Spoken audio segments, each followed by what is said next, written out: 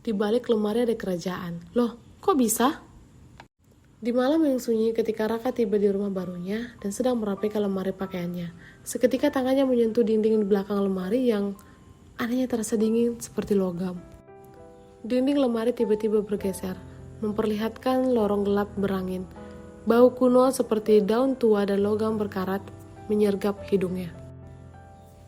Apa ini? Bisik Raka. Tangan gemetar memegang senter ponselnya. Dari dalam lorong terdengar suara gemerisik. Akhirnya seseorang datang. Raka tersandung keluar dari lorong ke pemandangan yang mustahil. Sebuah istana megah dengan dinding jam pasir raksasa.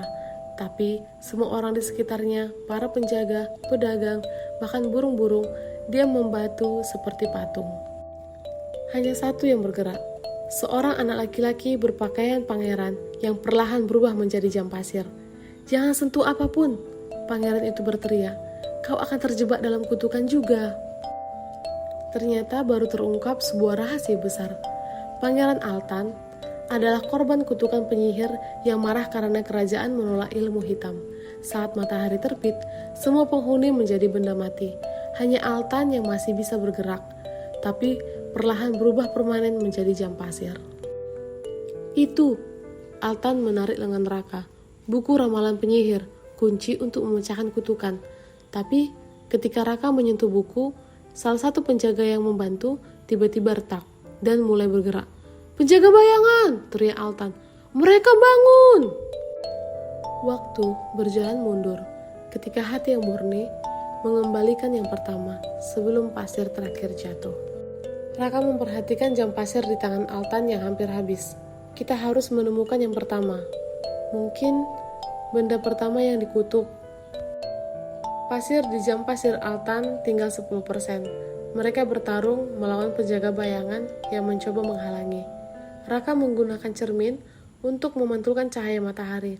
Dan ternyata itu kelemahan mereka. Sekarang! Altan melemparkan mahkota kepada Raka dan segera menaruhnya di kepala ratu. Suara lonceng jam bergema. Semua yang membantu mulai retak. Altan tersenyum sedih.